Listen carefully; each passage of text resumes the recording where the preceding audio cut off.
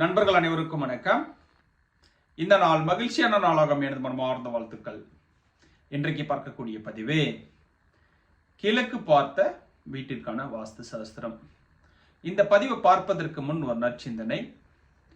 கோபம் பிறர் செய்யும் தவறுக்கு உனக்கு நீயே கொடுத்து கொள்ளும் தண்டனை. இன்றைக்கான பதிவுக்குள்ள போகலாம். கிழக்கு பார்த்த வீட்டிற்கான வாஸ்து சாஸ்திரம். பொதுவாக பார்த்தீங்கன்னா கிழக்கு அல்லது வடக்கு பார்த்த மனைகள் சிறந்த மனைகள் சொல்லுவார்கள். அது வாஸ்து ரீதியாக உண்மைதான். ஏனென்றால் கிழக்கு மற்றும் வடக்கு பார்த்த மனைகளில் வாஸ்து முறைப்படி வடிவமைப்பது மிகவும் எளிது. கிழக்கு மற்றும் வடக்கு பார்த்த இடங்களில் பார்த்தீங்கன்னா நிறைய இடம் விரயமாகாது. குறைவான இடங்கள் தான் விரயமாகும். வாஸ்து முறைப்படி வடிவமைப்பது மிக மிக எளிமையான விஷயம். கிழக்கு பார்த்த வீட்டிற்கான வாஸ்து சாஸ்திரம் என்ன அப்படின்னு பார்க்கும் பொழுது, பொதுவாக மக்கள் பார்த்தீங்கன்னா கிழக்கு அல்லது வடக்கு பார்த்த வீடு இருந்தாலே அது வாஸ்து முறைப்படி அமைந்திருக்கும் அப்படின்னு நினைக்கிறாங்க. அது நிச்சயமாக தவறு. கிழக்கு வடக்கு மேற்கு தெற்கு எந்த திசை பார்த்து இருந்தாலும் அதை வாஸ்து முறைப்படி வடிவமைப்பது தான் சால சிறந்தது. அதை தவிர்த்து கிழக்கு பார்த்து அல்லது வடக்கு பார்த்து வீடு இருந்தாலே அது வாஸ்து முறைப்படி தான் இருக்கும் அப்படின்ட்டு நீங்க வாங்குவது அது ஒரு தவறான செயல். நீங்க எந்த திசை பார்த்த வீடாக இருந்தாலும் மனையாக இருந்தாலும் அதில் வாஸ்து முறைப்படி கட்டும்போது தான் நல்ல பலன்கள் தருகிறது. அதனால நீங்க கிழக்கு பார்த்த வீடாக இருந்தாலும் வாஸ்து முறைப்படி கட்டுவதுதான் சால சிறந்தது. முதலில் கிழக்கு பார்த்த வீடுனா கிழக்கு பார்த்த இடம் பாத்தீங்கன்னா சதுரம் அல்லது செவ்வகமாக இருக்க வேண்டும். எந்த ஒரு பகுதியும் இழுத்தோ அல்லது குறுகியோ இருக்கக்கூடாது.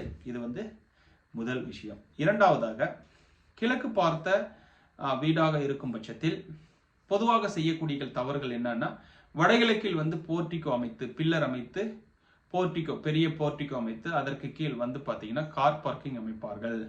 அது மிகப்பெரிய தவறு. இதை கிழக்கு பார்த்த வீட்டில் தவிர்க்க வேண்டும். 3, கிழக்கு பார்த்த வீட்டில் பெரும்பாலும் வாஸ்து பார்க்காமல் செய்யும் பொழுது தென்கிழக்கு பகுதியில் செப்டிக் டேங்க் அமைத்து விடுகிறார்கள். தென்கிழக்கு பகுதியில் செப்டிக் டேங்க் அமைக்கும் பொழுது பெண்களுடைய உடல் நிலை மற்றும் மனநலம் பாதிக்கும். பெண்களுக்கு புற்றுநோய் சம்பந்தப்பட்ட பாதிப்புகள் வருகிறது. கர்ப்பப்பை தொடர்பான பிரச்சனைகள் வருகிறது. குழந்தை பேர் தள்ளி போதல். ஸோ இது போன்ற பிரச்சனைகள் எல்லாம் பார்த்தீங்கன்னா தென்கிழக்கு செப்டிக் டேங்க் அமைக்கும் பொழுது வருகிறது. நிச்சயமாக எந்த திசை பார்த்த வீடாக இருந்தாலும் தென்கிழக்கில் செப்டிக் டேங்க் அமைப்பது மிகப்பெரிய தவறு. செப்டிக் டேங்க்னா ஒரே இடம் வடமேற்கு பகுதி மட்டும்தான். 4வது, கிழக்கு பார்த்த வீட்டில் வடகிழக்கில் தண்ணீர் தொட்டி அமைத்துக் கொள்ளலாம். கிழக்கு பார்த்த வீட்டில் கிழக்கு மற்றும் வடக்கில் அதிக காலியிடம் விட்டு குறைவாக காலியிடம் விட்டு சுற்றுச்சுவர் அமைத்து கட்டுவது சால சிறந்தது. அடுத்ததாக கிழக்கு பார்த்த வீட்டில் போர்வெல் நிச்சயமாக தென்கிழக்கு பகுதியில் அமைக்கக்கூடாது. கிழக்கு பார்த்த வீட்டில் தென்கிழக்கு கிழக்கு பகுதியில் மெயின் கேட் அமைப்பது மிகப்பெரிய தவறு. கிழக்கு பார்த்த வீட்டில் படிக்கட்டு வடகிழக்கில் வரவே கூடாது. தென்கிழக்கில் அமைத்துக் கொள்ளலாம். அதற்கு கீழ் கழிவறை அமைக்கக்கூடாது. கிழக்கு பார்த்த வீட்டிற்குள்ள பார்த்தீங்கன்னா வடகிழக்கில் ஹால், தென்கிழக்கில் கிச்சன், தென்மேற்கில் படுக்கை அறை, வடமேற்கில் கழிவறை அமைத்துக் கொள்ளலாம்.